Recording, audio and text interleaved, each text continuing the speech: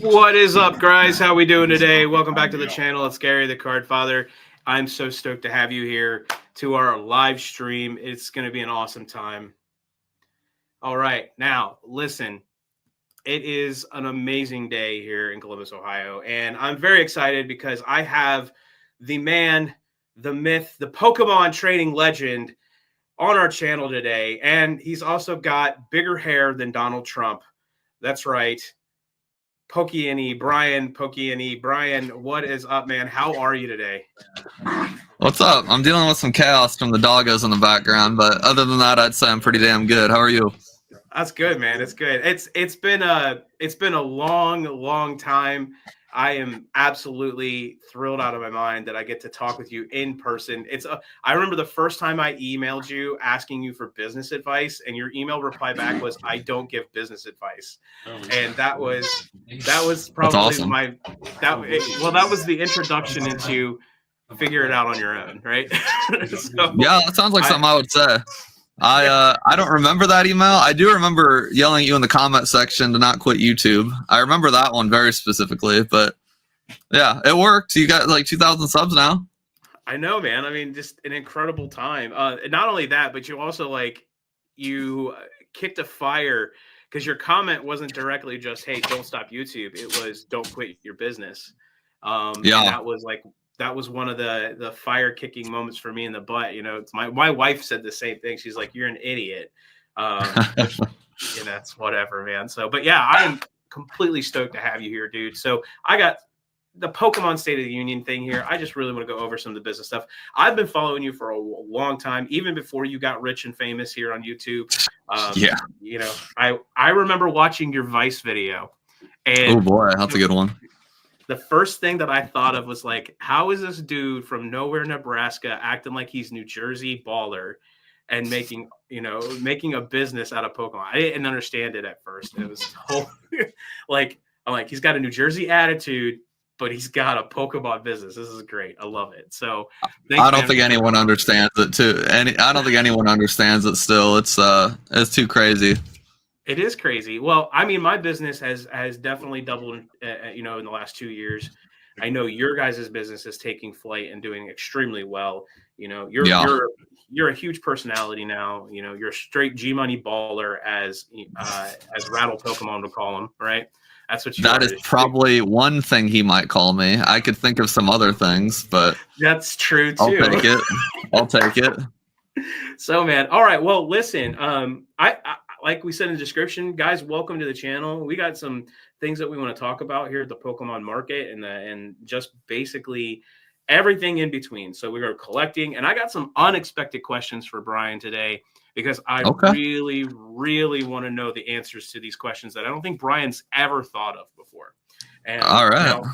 Now, just to give everybody a prelude to everything here, Brian, your channel specifically focuses on the main directives of business and Pokemon combined into one, right? Like, you're a teaching tool. You're also a criticizing tool too, because I see a lot of your content that comes out and you are just like, dude, you guys are morons if you're doing this, right? And it's great. I can be a little harsh. You can be, but I think that's the draw to you, man. Is like, that's what drew me into you, was the fact that people, they like realism and they like people who are straight. And that just is a snowball effect when you just tell it like it is. Boom. Yeah, it seems to work for me pretty well because it's usually my more mean videos that get the most views. So I try to be intense as I can. But yeah, the YouTube channel definitely started off as business only, and you can only say so many things. I got a whole playlist people can watch, but I've been focusing on like news and other stuff too. You gotta adapt. Yeah, you do. It's that 3 a.m. stream of Pokemon Pocket TCG that really gets me going. Like, I mean, you put the lo-fi on, you're just sitting there opening up Snorlax, packs of Apex. You just keep going, man. Just keep going. That's the vibe. I couldn't get Pocket to take off on my channel. I guess that wasn't my demo, but I do like the game. I play it quite frequently. I know you're a huge advocate for not only the business world of Pokemon, but you're also a huge advocate for actually playing the games, and you really do know your stuff, which is an interesting concept because most of these G Money ballers who are coming into the space, they don't know a single thing about Pokemon. Like they Yeah, even with Charizard. they chase the money for sure, which is fine. But yeah, I think it helps to know the products you're selling. Where I'm being a little hypocritical now because we have like all this Attack on Titan stuff that no one. I have all this other anime crap now. I don't know a damn thing about any of it, but hey, the distributors forced it on me. So what are you gonna do? You got to take it, man. I mean, you really have to just take it at that point. So I understand. Well, let me jump into a couple of our first questions here, Brian, and then we'll get things moving along really nicely. First and foremost, man, what is a wild or just straight up ultra conspiracy theory rumor about Pokemon and the market that you secretly think might be actually true? Let's start there. That I think might actually be true. You know, it's funny you said that because I came up with one literally the other day while I was like letting my dogs out and I was just sitting on the deck and I was like, what if? So I know distributors, they buy stuff from third parties. And that's why a lot of the distributors are selling stuff at market price right now or closer to market price instead of like the normal warehouse price. And I was thinking like, okay, they buy it from other warehouses. Maybe they have some trade. But I was thinking all of the, like I've got like 1,000 or so Journey Together boxes coming my way. And I was thinking like, God damn, I could probably call my distro and sell them all 1,000 of my boxes for market or for MSRP. And then they could sell them at market price. And then there wouldn't have to even be a shipment involved. Ooh. And I was like kind of jokingly thinking that. And I was like, yo, I bet that's what people do. I thought of this 2 days ago. Because like that's probably how it works. Because I'm looking at this and I'm like, okay, I'm gonna sell this at MSRP for 161. The distros are charging, we'll say between 90 and 100, so I don't get sued. And then I bet in like 2 to 3 weeks they'll be selling them for, I'd guess $200, $210. Yeah, I would say like 190. Yeah, probably 190, 200. And so I'm just like, what would stop me or someone like me from just going, hey, distro, just keep all my stuff and wire me, $100,000. Oh, I bet people do it. I bet they do too. I mean, if they do anything like what Rudy does Rudy buys collections left and right from Alpha Investments. So I mean, he buys collections left and right. I mean, you either know he's got to be sitting on it for a little while, or he's legitimately selling that off too. I mean, there's got to be a nice little flippers mentality there at some point. Yeah, well, I basically know what he does, at least what he used to do. He buys as much as he can, like several pallets, and then he only sells enough to break even. Right. And then he keeps all the rest. So that's a pretty good model. I was doing that for a bit before things got crazy. Like I'd buy, 2 pallets of Stellar Miracle or Crown, Stellar Crown. And then I just sold enough to break even. And then all of it went in the back because it was selling for like $120, if that. And I'm like, I'm not going to sell this for $120. I'm going to wait till it's MSRP. And so I did. Oh, yeah, for sure. Well, I mean, then that's the crazy thing because like we're in such a crazy market right now. And I'm going to get your take on this in just a minute. People can go back and watch your YouTube channels and they can watch my stuff and we can talk all day about the intricacies, but we're in such a crazy market right now that almost buying enough inventory and doing that model and then sitting on the rest makes complete sense. It really does. Yeah, definitely. And it's like a self-fulfilling prophecy because there's not a lot on the market right now, which causes people to hoard more, which causes the market to have less stuff on it. So it's a snowball effect. Yeah, it really is a snowball. I know. So not many people know this right now. And Brian, I'm not even sure you knew this, but we're actually sitting in my retail store right now. So I have gotten to a point where, been blessed enough to be able to open up a small retail location and start my hand in that. I know everybody, including you, is like, don't do it. Online only. The overhead is ridiculous. But, it's such a great opportunity and I had such a great thing. So, but that's what we did. And we still are. Like, we're still putting back just enough of what we have and just leaving it there because we want to make sure that we have product for later, but also the market's going to crazily go up on that. So let me ask you that question then, Brian.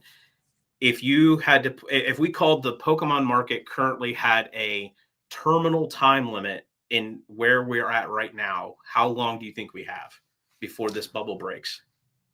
My brother in the background, Justin, I was literally just talking to him about it because he's a new hire and he's like, so I'm good, right? Like, how much time do I got?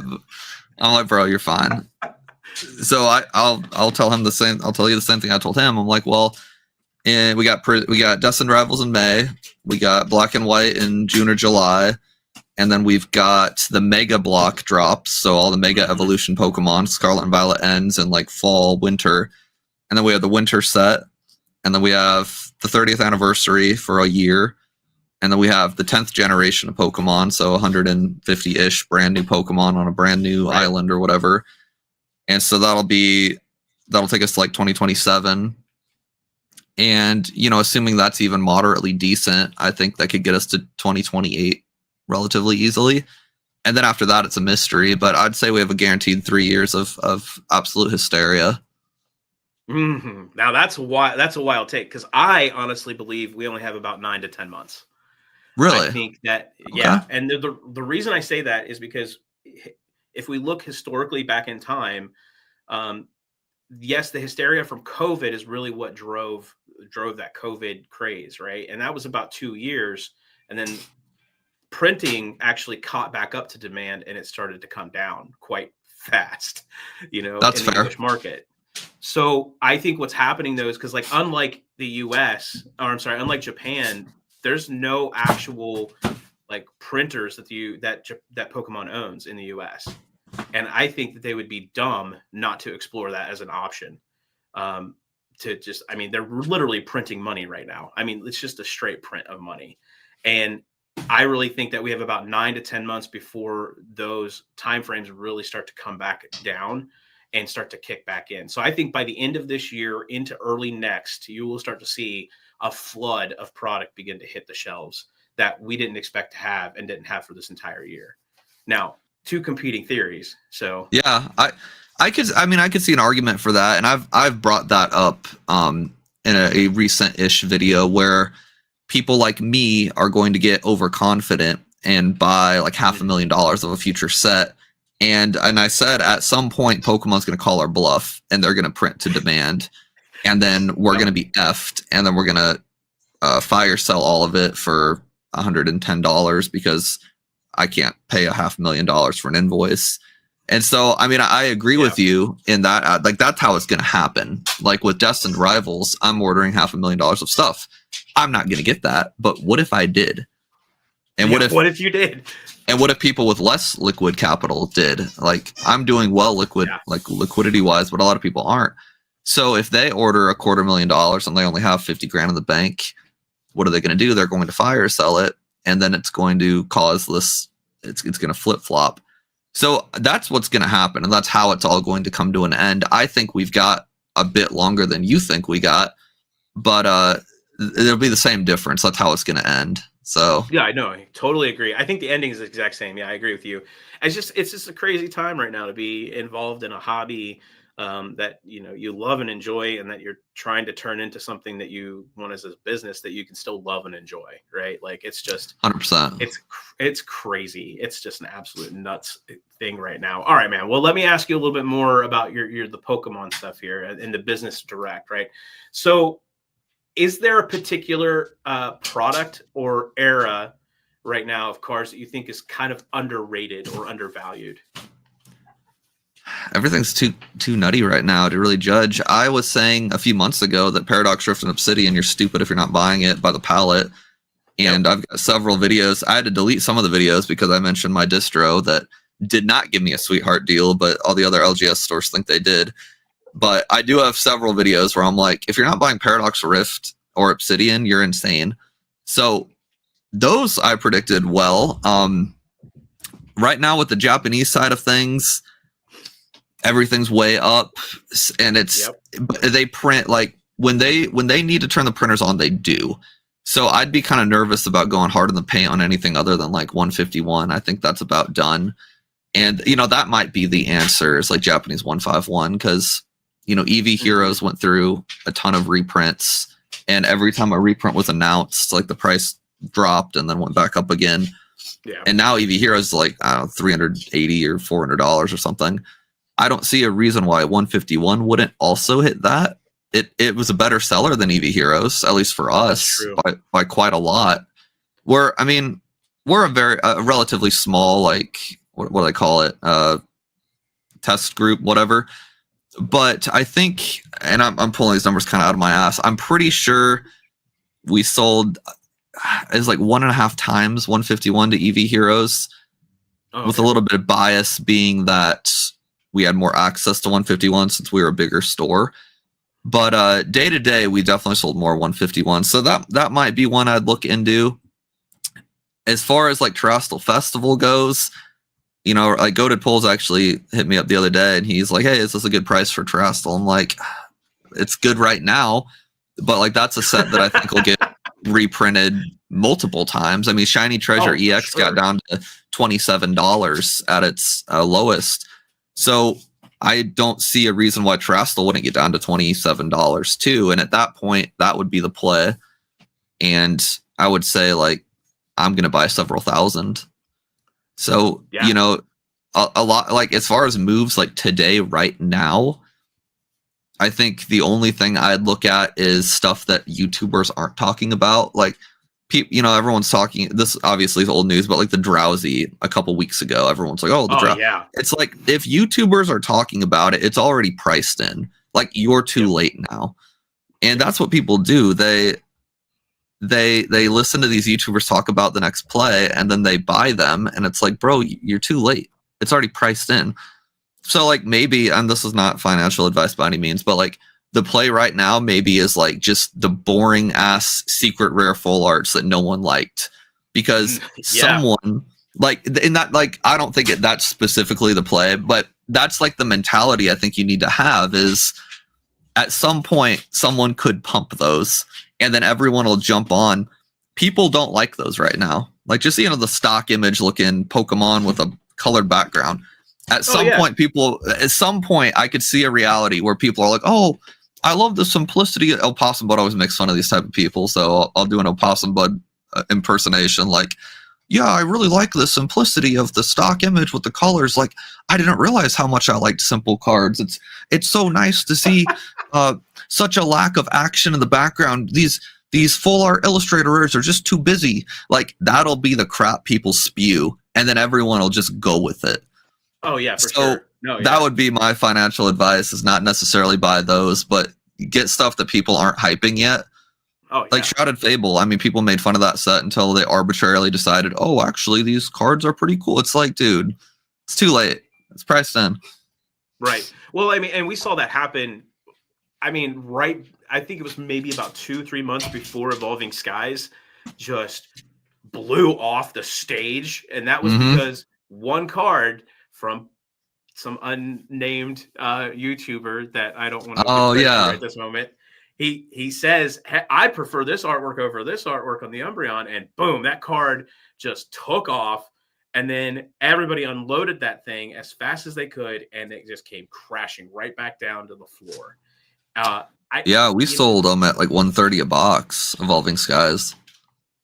I know, right? Like, this is exactly. So I mean, like, there's this whole mentality that you know, people don't understand. Your words actually matter, and especially if you're a major influencer in the market space. Saying one set, people are just going to go off of it. Now, I've been saying to just people in our local area when we do card shows, and I'll get to that here in a second because you inspired me with some cool things about that. But we were telling people when they were asking, what should I buy now? Because I have a number of collectors who are investors and they just buy sealed product and they don't crack anything. And the one thing that they're like is, what is the thing you'd go for right now? And I'm like, I think you guys are missing Stellar Crown, Paradox Rift, Shrouded Fable. Those are the three for me that I think have a massive undervaluement. And people, if you're not buying up some of that at the moment, you're missing an opportunity here, because right now they're not as high as other boxes. Yeah, Stellar Crown definitely is a good example.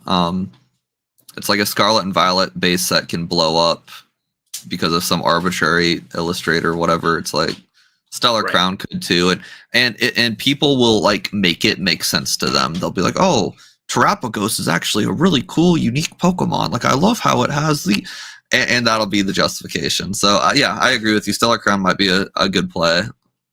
Yeah, I've got absolutely 20 cases of it laying around, so I'm slightly biased, but it's I admittedly have less cases of Stellar than any other set.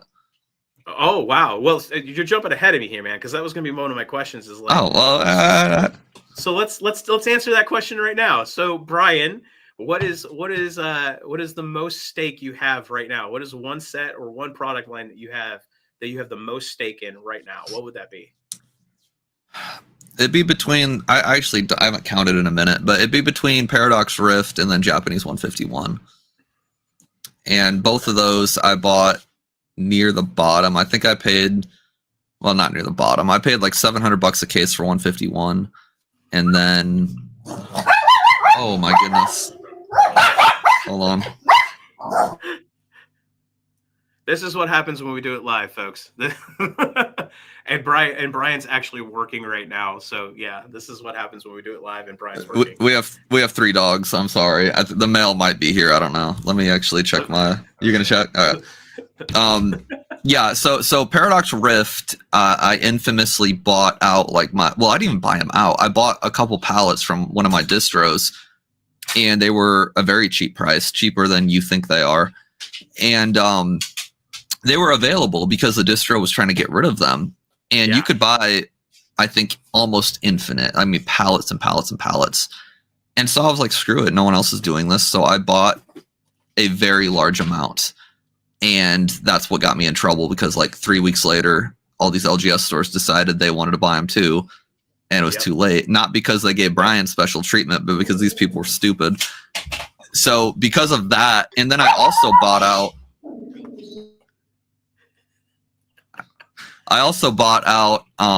a guy in Arizona. He's got a store, and I bought him out a Paradox Rift and Obsidian Flames. And so I put those all on the site for MSRP before MSRP was cool. Like they were like, the price was still like $125 on the free market. And I'm like, you guys like MSRP? Here you go. If you want to buy it, 161. And nobody bought it. So I'm like, okay, I'm taking them off the site. I gave people like 2 months. And so I've got a ton of Obsidian and Paradox Rift, which I feel good keeping because I gave people the opportunity to buy it. They're MSRP that everyone just thinks is the fair price. And now I think a box is worth like 190, 200. I don't know. They're worth a lot of money now. So yeah, you should have bought it MSRP. Should have bought it MSRP. See, that's the thing. So I'm going to jump into the next part of this. So we were selling everything in MSRP regardless if it was at market. Yeah, we were. When I started and doing the card shows and everything, I was seeing all these other sellers and all these other vendors and flippers and, G Money ballers. They were selling everything at market, or they were selling it way under where it should have been. And they're just like wanting to try to move it. But I kept trying to tell them, like, guys, just put your stuff at MSRP. If everybody plays this game, then you're good. And then all of a sudden, MSRP became the most popular thing under the sun. And here we are. Boxes are over MSRP. So, and it's what it is, man. It is what it is. But let me get to the thing that I was going to tell you, because outside of this, if you just joined us, welcome in. But the fun thing is, Brian inspired me quite a bit. Brian, after I saw your G Money Baller video on Vice, and I started following you when you had like maybe 5,000, 6,000 subs, 7,000 subs, I started listening to a lot of the things you said. And the one thing that you were like is you got to find a way to stand out. That was the big thing. But the other thing is like your email list is a huge piece of the puzzle if you are an online only person. Huge piece of the puzzle. So you told us in one of your videos, the story was that you would set up at like a local park or in the mall, and you would sell in the mall, and you would have people sign up, and you'd give them a free pack, right? Hey, give us a free pack for your email address, right? And then that's what you use to build your marketing campaigns around when you were starting to sell product at a higher rate. So I decided to take that one step further. I'm like, well, we're going to hit these shows pretty hard. And last year I did 56 shows. And yes, wow. 56 shows. Wow. In 52 yeah, I was not at that level, bro. Well, I told you, man, I was listening to what you said, and I was hitting it pretty hard. And we did something where it was guess the energy. And so we were doing the same thing. If you were to guess the energy correctly, we gave you a free pack of cards. If you didn't, you signed up for my marketing ploy. Kind of love that, actually.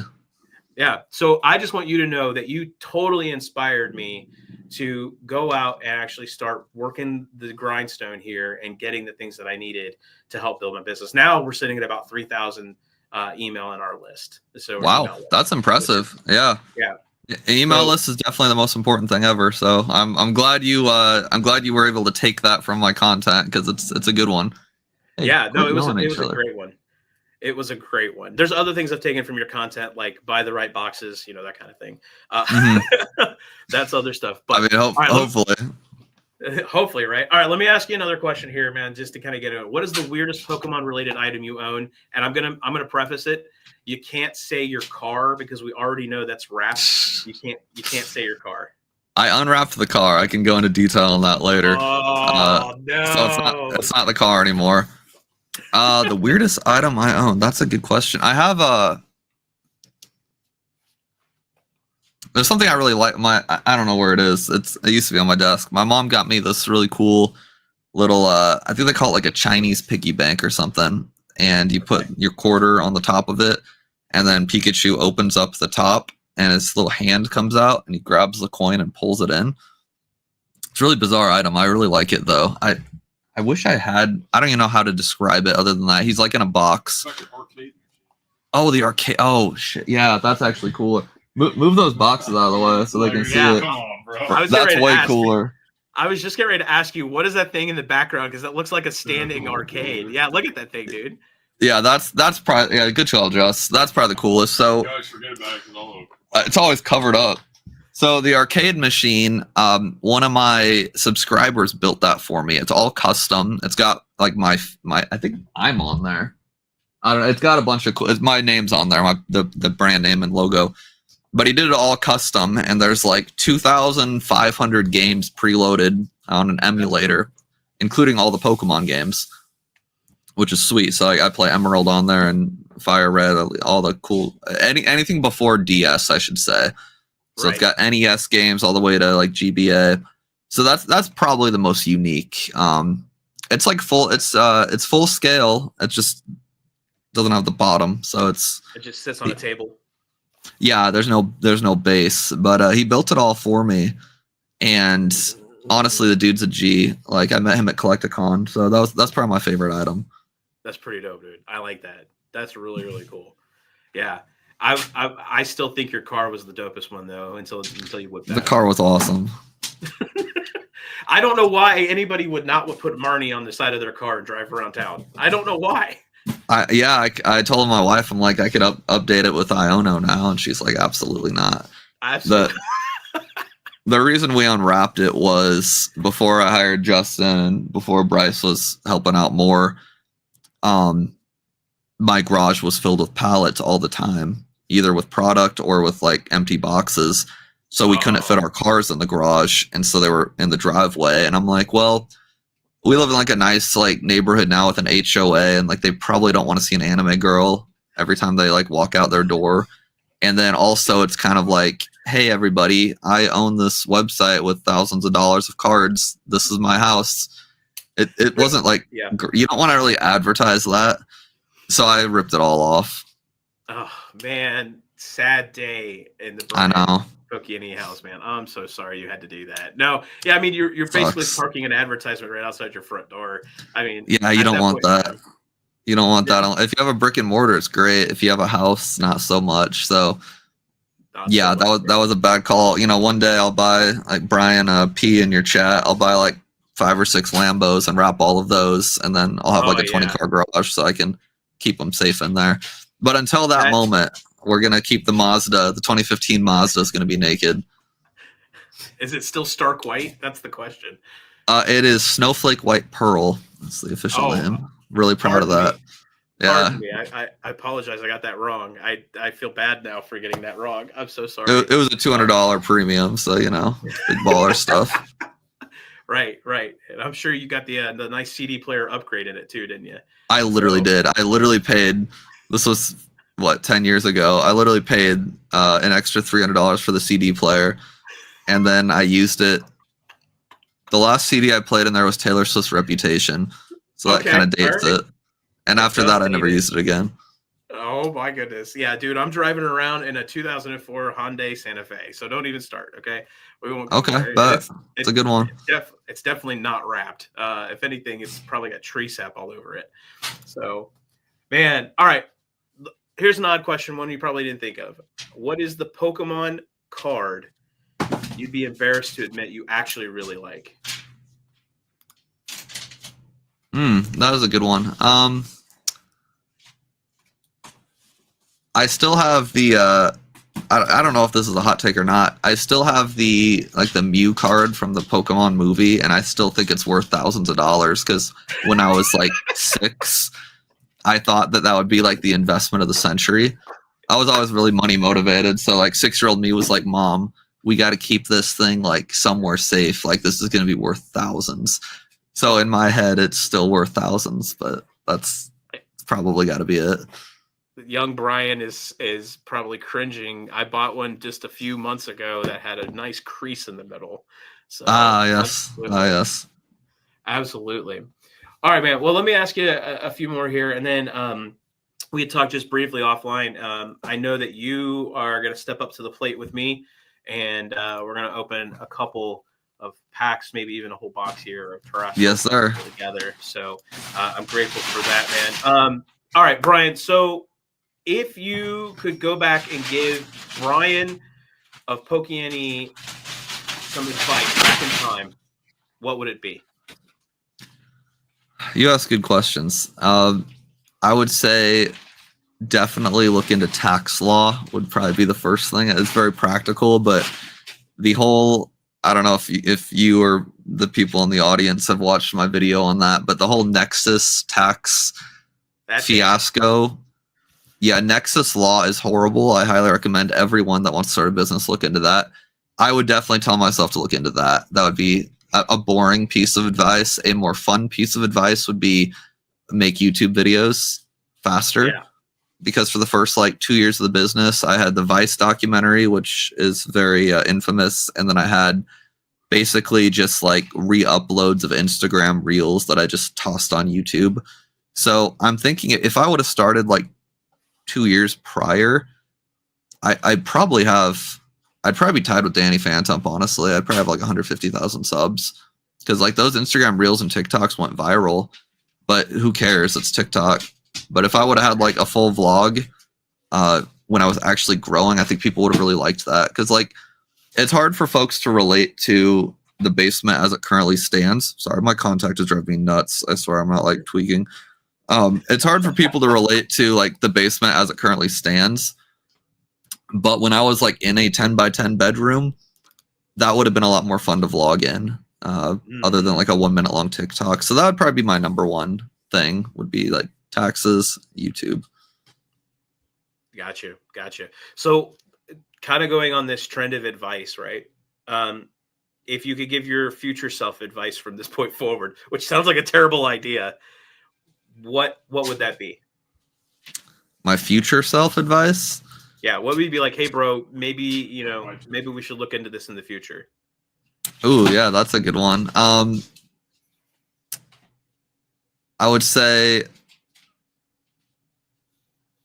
look into getting more space and separating home from business because there's not a whole lot of work-life balance, which I don't even really need work-life balance because life is boring anyway, but my wife wants it. So I'm telling future Brian to get that crap figured out. And I've got I got some plans, hopefully shorter term than longer term, but that's what future Brian's gonna be working on.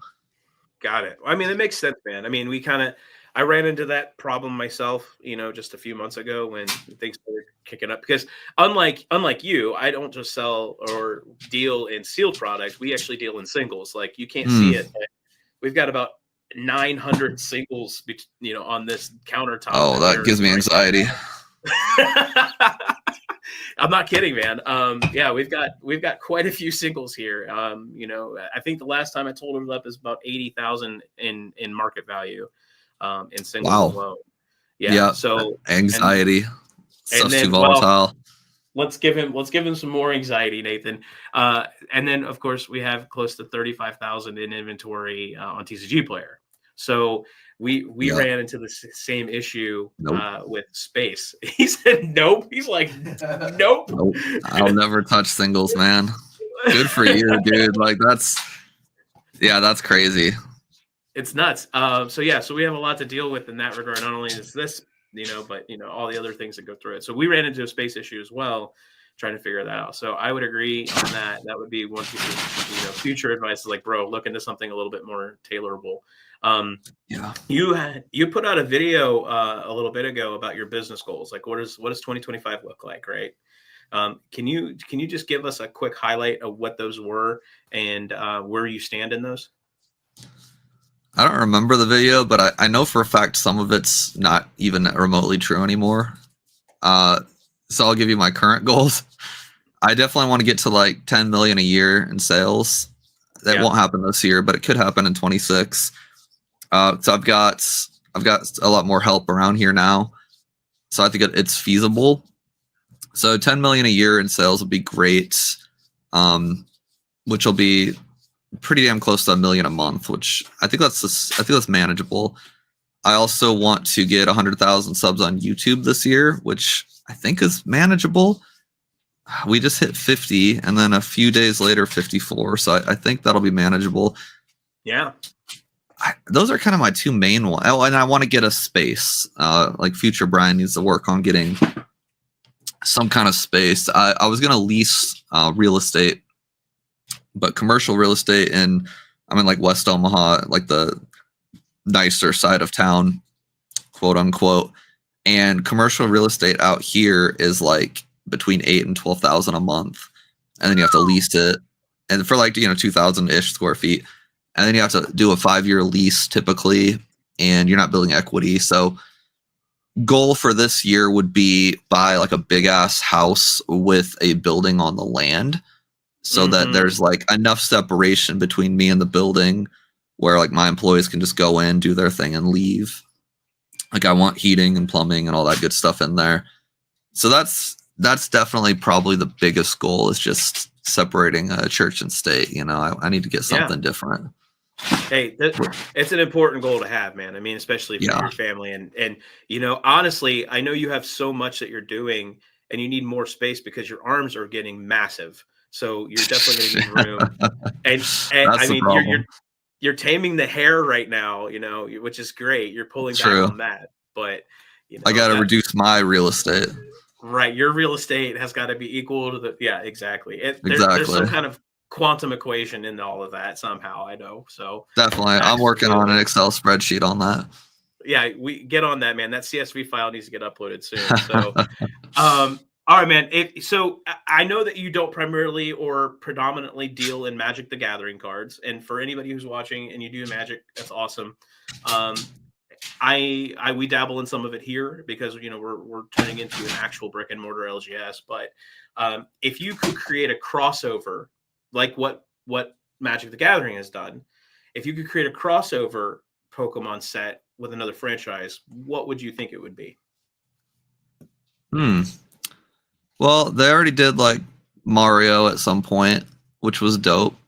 So like that would be cool to do again. So I'll try to be more creative than that. I wouldn't surprise me if Pokemon did something with like Legos. Ooh. Like that wouldn't shock me if we saw that. I know they don't like. There's no Lego Pokemon sets. It's like they're partnered with like Nano Block or Mega something. Right. So I don't know how feasible that would be, but I think that could be cool. Like Lego's super creative. They made a movie about like Pharrell with Legos, like the artist. So. Yeah. They're creative, and I think they do something cool collaboration-wise. I also think more realistically, if they collaborated with like the Super Smash Bros. Franchise, and they had, because like they're already in Smash the game, like several of them. So if they pulled like Lucario, Jigglypuff, Incineroar, Pikachu, and they did like the Smash variant of those, or like something, they did something, I think that could be more realistic and pretty rad. Because like if the Switch 2 is coming out soon, a Smash Bros. Game's bound to happen within 3 years. and it might happen like during the 10th generation of Pokemon, honestly. So like that could be cool. Yeah. I like where your head's at with the Lego thing. I like where your head's Yeah, at a lot with that. they're creative enough where they can make that make sense. Right. No, I agree. Do you think that maybe even a do you even think maybe like a Disney crossover would happen at all at any point? I know Disney's got their own thing with Orkana, but I mean, it kind of smells like it could happen. For some reason, I don't think Pokemon would get along with Disney. Yeah, maybe not. Disney is too. Everyone says Disney go woke, go broke, but it's actually not true. Disney isn't woke, and they're not the opposite. They're whatever the thing is right then and there. People think Disney is this powerhouse. They're just a bunch of. I'm going to go on a Disney rant. Disney is a cesspool. That's a good way to put it. Yeah, Disney is a follower. People think they're innovators. They're not. They're followers. I mean, we got Trump in the presidency now, and now Disney's like, oh, no more this, that, or whatever. We're going to go conservative. But when Biden was there 6 months ago, they're like, oh, we're going to do this instead. You know, I'm not even going to say details, but we're going to do this. They just follow whoever's in charge. They have no actual opinion on things. And Pokemon, they're an actual powerhouse. They make their own rules. They do their own thing. They don't worry about what like American politics are happening. I think Disney honestly is just on an absolute roadmap to disaster. I don't disagree. Studio Ghibli, or Ghibli, however you want to say it, they do their own thing. And they're also Japanese, which would, maybe help the collaboration more. If Pokemon did a collaboration with Studio Ghibli, I'd be down. I just hate Disney. I think it's a horrible company. Hey, that's fair enough, man. I've had a lot of people who are like, man, I would love to see a Disney crossover in Pokemon. I'm like, I don't think that would ever happen. I mean, I don't. Think I wouldn't provide them either. If it happens, you will not buy those on my site. It's not even one agenda versus the other I disagree or agree with. Like, I'm not going to get political. It's the fact that they can't stick with one. No, that's what pisses me off. I hate companies like that. Stop being so wishy-washy. Well, but I like where your head's at with Lego, though. That's actually a really cool. That's actually a really cool take. I really like that. So, all right, thank you. It could happen. One or two more little questions here, and then I'm going to crack open the terrestrial for us here today. If you could change one thing about the Pokemon TCG business, what would it be? Like my business specifically? Just say Pokemon business in general. Yeah, Pokemon business in general. Well, the obvious answer would be for streaming platforms like Whatnot to get their act together and actually start vetting people. Because I think any idiot with a phone can get on there and like sell stuff. And that's the problem. Like there are legitimate businesses that get on Whatnot and screw people, sure. But a lot of them are just like these random plebs that get on there to make a quick buck stealing evolutions. So that would be one thing in the business world I'd like to see improved. I'd also like to see them feel more comfortable branching out, maybe doing some like serialized stuff. Like be a little less safe, I guess. But again, what I like about them is they do their own thing and they don't really bow down to what's trendy or cool. So that might be kind of hypocritical to want. But I don't know. I want to see a little more risk at some point. I would agree. I think I'm not going to go into the whole thing about Whatnot for me. We tried to do it. We tried to do Drip. I think for me, Whatnot is the Mos Eisley of Scum and Villainy. So if you're anything into Star Wars, you'll know that reference pretty easily. I think Whatnot is the Mos Eisley of Scum and Villainy. There's just too many big G money ballers on there trying to be big G money brawlers, and it's a money grab. And it to me, streaming hurts the hobby. It hurt sports. It's hurt the other collectibles markets. It's hurting, trading cards in general, Pokemon, anything in the CCG market.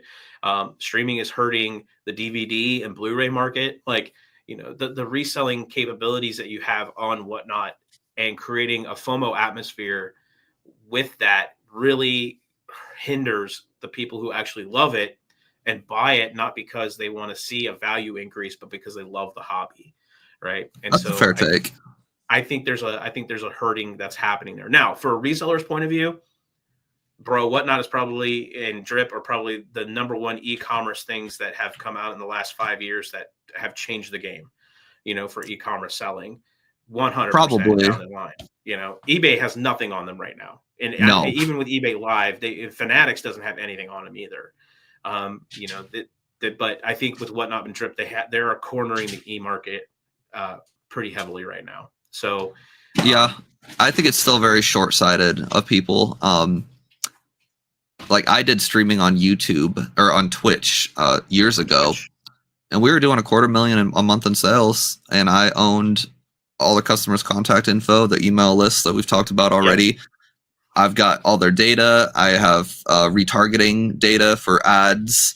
On Whatnot, you don't get any of that. If Whatnot closed or Drip closed or whatever, then you lose everything. Nostalgianomics, he does all his streams on YouTube through, I think, his website on Wix. Yeah. So I think like it is very short-sighted streaming on these platforms. I had a contract with Drip for a minute.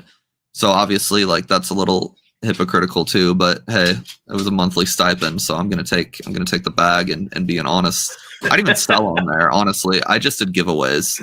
Yeah. Maybe that's how I self-justified it. Yeah. They gave me like $1,500 a month to give away for free. So I was like, okay, sure. But when I did, and I told Drip, I'm like, just so you know, in every marketing video I do for you, I'm going to preface that I think it's better to stream on your own platform, if you want a platform to do all the work for you, use Drip. And they were cool with that. I put that in my contract. So I was like, I'm not going to pretend that you're the best option. Yeah, for sure. I'm not going to pretend Whatnot's the best option. I think your own site is the best. If you want to save some time, use Drip. 100%, man. That's why. So, and again, I'll go back to when I was watching your content and just learning how to start this stuff. That was one of the things that I made a priority in my business, was that I was not going to be locked down to any one particular platform, and that I was going to have something on my own to make sure I retained that information. I had my customers, my sales, I had my information, and my fees were lower. Right. Like, so I'm able to keep more of my money at the same time. Yeah. The fees are a big one. Yeah, they are. But I'm not afraid of fees. Like, I'm not afraid of fees because I know how to price our things accurately to make sure that we're still making the profit and we're still giving Big Brother his due. Right. But in turn, having your own website is the way to make sure that you're doing this. Now, I'm not gonna advocate for one platform over the other on the site thing, because I think Wix is crazy complicated. In a lot of things that, oh yeah, dude, crazy complicated. What do you use? And I use Shopify. So I think Shopify is way more complex. Well, I hate it. That's so hard to use. I think this must be an Apple Android debate. Yes, this is an Apple Android debate. Yeah. Absolutely. Or like iOS versus Windows. Yeah, you're definitely on the Windows side. Yeah, that's got to be similar. Yeah, no, it totally is. No, we use Shopify, and we have an integration for all of our POS as well. So when I go to card shows, all my inventory is accessible. So whatever I'm taking, people can order right there and pull it or whatever. So it kind of gives me the flexibility and freedom that I need. But and of course, having an iPad with running our software, it's easy and cake. So we chose Shopify over Wix for that particular reason. I mean, but there's something to be said about, having your own platform. And also, I think the thing that you mentioned way back in a long time ago was there's a sense of ownership that comes from having your own site. Definitely. Like, there's a sense of pride that you actually put a little bit of time and a little bit of effort into it. And you make yourself feel, I don't want to say important, but you feel like you can achieve it. Like it's doable. Right. I agree. Your site, you can promote it. And that helps with some self-confidence when you start building that reputation well enough, getting the credibility and pushing people to your website. There's that self-confidence thing that builds there. Yeah. In the real estate world, we call that pride of ownership. Right. When you rent a house, you're less likely to take care of it than if you own one. Rationally or not, it's your home either way, but that's how people are. And so that's a lot of reasons why people buy their own house. And with the website thing, it's like a reason you want to own your own site. You're gonna try harder and be better if you own the site than if you're just like on a platform.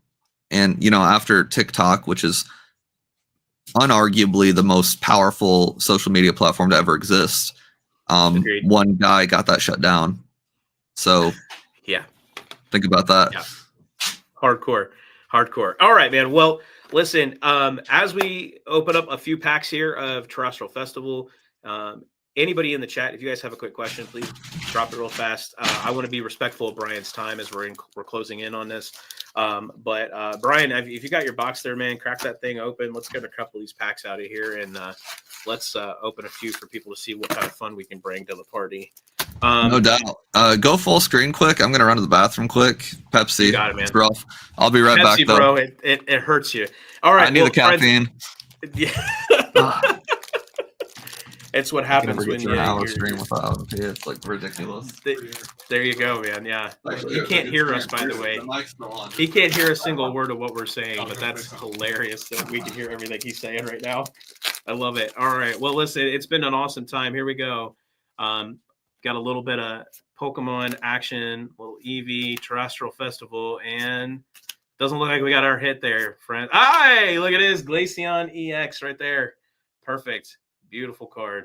And when Brian gets back, we'll definitely... Hey, we got a double banger out of that pack. Nathan, there you go. You guys can't see Nathan. Nathan's my video editor and video producer off to the side here, helping us out. But look at that. That was nice. Okay, yeah, good question. In the question here in the chat, where's your storefront located? So, great question, finance guy. I am in Columbus, Ohio.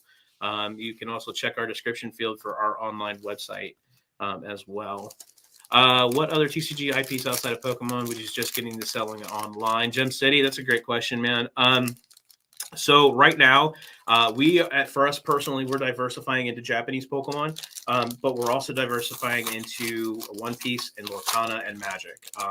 We started doing a little bit of Dragon Ball Z. We started doing a little bit of some other TCGs like Union Arena, some other what are some of the ones that we're looking into? We did Dragon Ball, One Piece.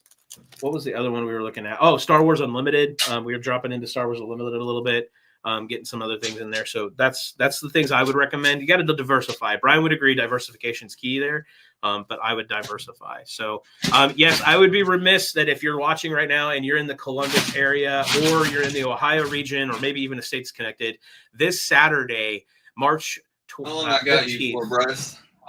March 15th, we are at a card show called the Columbus Card Show here in Columbus, Ohio. It is the largest TCG show in the area. Come by and visit. Come see the card father there whenever you get an opportunity. I got to get Nostalgianomics' pack, so I'm like, I better do that quick. And Brian's still talking. We forgot to mute Brian there. There we go. We'll mute Brian right now. So, all right, here we go. Another pack coming at you. All right. There's a reverse. Is that Matt? Nope, it's just a regular Pokeball.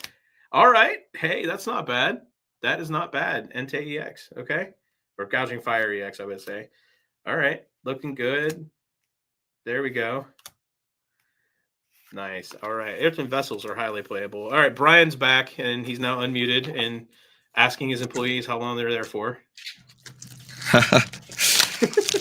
I got a couple Brian, big packages to send out. I'm like, oh, how long are you here for, homie? There you go. So, Brian, here's what I've got so far. Ooh, very nice. And then I pulled Glaceon. So, yeah, that was the only two I've got. Those are the only three I've got so far out of the 2 packs I've ripped open. All right. I'll give some packs a go. Start at the top here. Okay. I am opening an LN. Let's see what we got. Instagram. Yes, our Instagram. So is Brian's. This is a higher def look than I thought it would be. Frog is dope. That's sick. I love that one. It is a great card, dude. People don't appreciate the playing Hollis. Zero is cool. Zero is cool. Ooh, I got Evolution too. There we go. Nice. Little Flareon vibe. Excellent, man. Look at that. Okay, cool. Good stuff. That's awesome, dude. I'll catch up with you and do another one here. There you go. You said you opened 2. Yeah, I've gotten 2 so far. Brian, I really appreciate your time here, man. Thank you so much for taking some time out of your busy schedule. Oh yeah, for sure. I like getting on YouTube. So thanks for having me. I appreciate you reaching out and continuing to reach out when I was like, oh, hit me back up in a couple weeks. I got to get through this new release. That Jirachi's sick. That Jirachi is always dope, dude. Yeah. Yeah. No, that's probably my favorite so far. I dropped with dope, but the Jirachi's cooler. I don't know. I dig that. Jirachi's definitely cooler. No, that was a Pokeball, not a Master Ball that I saw there. So on your reverse there for Monkey Dory. I wasn't even looking. Yeah, I think it was Monkey Dory. Not sure. Yeah, could have been something else. No, you're right. It was Xatu. Xatu, there it is. Yep. At least that was one of them. All right, yeah, we get you. All right, here we go. Now that that's rad. I love the Alakazam, dude. Yeah, that's really rad. The mechanized Iron Thorns there. Tyranitar. Hey, Dragon Pony X. Okay. Nice. And then of course Dracloak and just our standards there on the back end. That was dope. Solid. How many you want to do? Just a couple more. You go. You're going to go your third there, and we'll do maybe 2 more, and then we'll call it a day and let you get back to actually running your business. Yeah, I think you got muted there. Oh, I got you. There we go. There you go. All right, let's see what we got. Yeah, it's actually a relatively slow day over here. We sold a ton of stuff, but they're all Heatwave Arena pre-orders. So I love the Totodile. Oh my god, love the Totodile. Totodile's cool. I am a Pheasantipity fan. I don't know about you, man, but I am a Pheasantipity fan. Pheasantipity. Yeah, Pheasantipity's dope. He's the coolest of the 3. Yes, I agree. I'm not a fan of the other 2 at all. Okidogi, I just don't dig him. And then who's the other one? Monkey Dory. But yeah, Pheasantipity's definitely the coolest of the 3. Pheasantipity's definitely one of the coolest. Yeah, I agree. So, wow, man. Yeah, that Heatwave Arena, man. I talked to some friends and talked to a couple of other people who helped supply some Japanese Pokemon for us here in Columbus. And, whoo, buddy, that pre-order it's expensive price. Now. I think it's going to get really cheap, actually. I've changed my opinion on it. Have you? Yeah, I think it's going to go down to like 80 USD soon. Hey, there we go. Hey, you got one too. Nice. I would hope it would, because I mean, right now the pre-order price is like stupid nuts. Yeah, it's very, very expensive, and I mean, like, it's a cool set. I did all the secret rares in a video the other day, and the reception was pretty good. In the comment section, it always kind of strays towards negative. So if you even get like 25% positive comments on a set, it's a good set. But yeah, it's way too much. Yeah, it's pretty high. Why don't you do one more pack on your own, and then the 5th pack that we have here, we're gonna do pack battle. All right, but let's see what we got.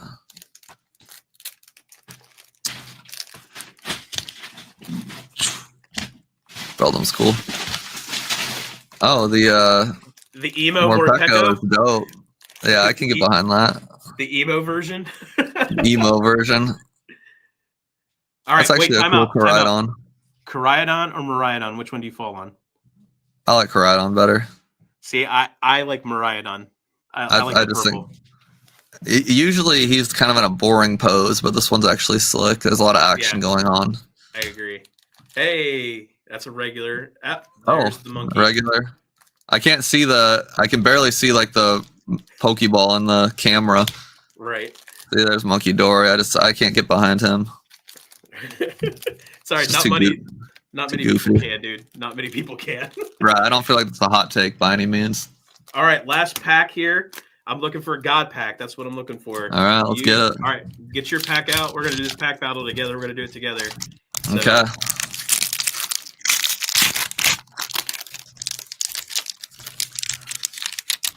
Are you putting like one to the front? Is that how it works? No, I'm not even doing that at all. Oh, you're not doing that? Okay, but I'm just going straight. Like, I know you got an A spec in there. I see that. Oh, yeah. Okay, little spoilers. Oh, Relicanth's dope. I always liked him in Emerald. There we go. Ah, nice. Sheesh. Can it be a double banger though? Gorgeous. Could it is a double banger. Look at that, dude. Look at that. I got Terapagos. Oh, okay. Freaking Screamtail as well. One, dude. Damn, oh, man. Not bad. That was Pack nice, number dude. 5. The texture on this is crazy. I don't think the camera really picks it up that well, but it's gorgeous.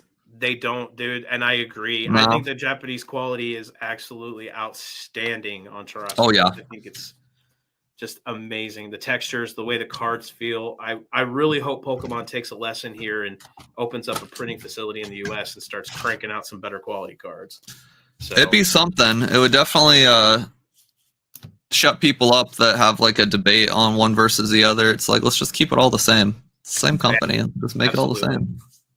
Well, hey, again, man, I will say more than anything, I am eternally grateful for your advice, your videos, your fire foot kicking me in the rear, telling me I'm an idiot if I quit my business now, like I'm selling on TCG Player. What is wrong with you? I appreciate your candidness and your attention to detail. I think more people who may not necessarily enjoy your flavor of content need to actually heed your advice from a successful business model. So, well, thank you. I do appreciate it. Well, I appreciate you. Thank you for spending some time with me today, man. And I am grateful. Hopefully we can do this again. And listen, go follow Brian and get him to 50. So not 50, 100,000. We're getting 100,000 this year. 100. Trying to hit 100 subs. That's right, man. My goal is 5,000 by the end of the year. It's a small one, but we're definitely going to nail it. So, oh yeah, 5,000's easy work. You're already at 2. It's gonna, that's easy work, dude. You'll get to 10. Yeah. Well, I like to be under the radar a little bit and get that expectation up. So, but all again, man, thank you for your time. I appreciate you. Go run your business. Have a great rest of your day. And again, see you guys when I see you. And as always, you can do all things through Christ who gives you strength. Have a great day, guys. And Brian, just chill out with me one moment. Yeah. Let me kill my stream quick.